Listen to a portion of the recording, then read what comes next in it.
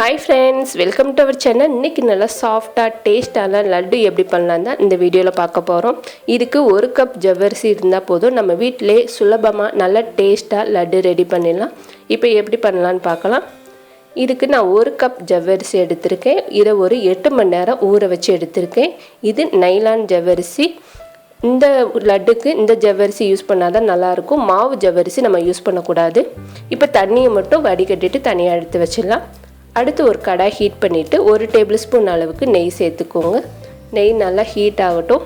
Heat ஆனதுக்கு அப்புறமா இது கூட ஒரு 10 பீஸ் அளவுக்கு முந்திரி பருப்பு சேர்த்துட்டு கலர் மாற வரைக்கும் வறுத்துக்கலாம். இந்த லட்டு செய்கிறது ரொம்ப சுலபம். ஒரு 10 நிமிஷத்துல நம்ம ரெடி பண்ணிடலாம். நம்மளுக்கு ஊற வைக்கிறதுக்கு தான் டைம் ஆகும். மற்றபடி ஈஸியாகவே இந்த லட்டு செஞ்சிடலாம். இப்போ நல்லா கலர் சேஞ்ச் ஆயிடுச்சு. இதை எடுத்து தனியாக வச்சுட்டேன். அடுத்து அதே கடாயில் 3/4 கப் அளவுக்கு தண்ணி சேர்த்துக்கோங்க. நான் இந்த கப்பில் தான் 1 கப் ஜவ்வரிசி எடுத்திருக்கேன். நம்ம எந்த கப்பில் ஜவ்வரிசி எடுக்கிறோமோ அதில் 3/4 கப் அளவுக்கு தண்ணி சேர்த்துக்கோங்க. அதே கப்பில் 3/4 கப் அளவுக்கு சுகர் சேர்த்துக்கோங்க. இது எல்லாமே ஒரே மெஷர்மெண்ட் கப்பில் எடுத்துக்கோங்க. இது எல்லாமே கரெக்டான மெஷர்மெண்ட்டாக இருக்கும். இது கூட ஒரு பிஞ்ச் அளவுக்கு ஃபுட் கலர் சேர்த்துக்கலாம். கலர் சேர்த்ததுக்கப்புறமா நல்லா மிக்ஸ் பண்ணிக்கோங்க. நல்லா கொதிக்க ஆரம்பிச்சிருச்சு. நல்லா கொதி வந்ததுக்கப்புறமா இது கூட 1/4 டீஸ்பூன் அளவுக்கு ஏலக்காய் தூள் சேர்த்துக்கலாம். இப்போ ஏலக்காய் தூள் சேர்த்ததுக்கப்புறமா நம்ம வடிகட்டி வச்ச ஜவ்வரிசி சேர்த்துக்கோங்க. சுத்தமாக தண்ணி இல்லாமல் நான் வடிகட்டி எடுத்திருக்கேன். நம்ம சேர்த்துருக்க 3/4 டம்ளர் தண்ணியே கரெக்டாக இருக்கும். இப்போ ஜவ்வரிசி எல்லாத்தையும் சேர்த்ததுக்கப்புறமா நல்லா மிக்ஸ் பண்ணிக்கோங்க. நம்ம எந்த அளவுக்கு ஊற வைக்கிறோமோ அந்தளவுக்கு ஜவ்வரிசி நம்ம சாப்பிடும்போது லட்டு சாப்பிடும்போது நல்லா சாஃப்டாக இருக்கும். இது கூட ஒரு பிஞ்ச் அளவுக்கு சால்ட்டு சேர்த்துக்கலாம். உப்பு சேர்த்துட்டு நல்லா மிக்ஸ் பண்ணிக்கோங்க.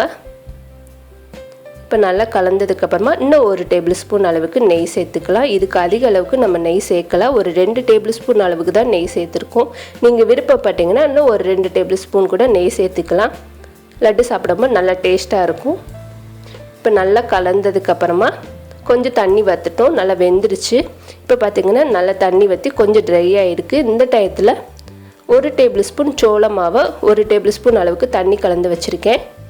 தண்ணியில் நல்லா கரைச்சிட்டு இது கூட சேர்த்துக்கலாம்.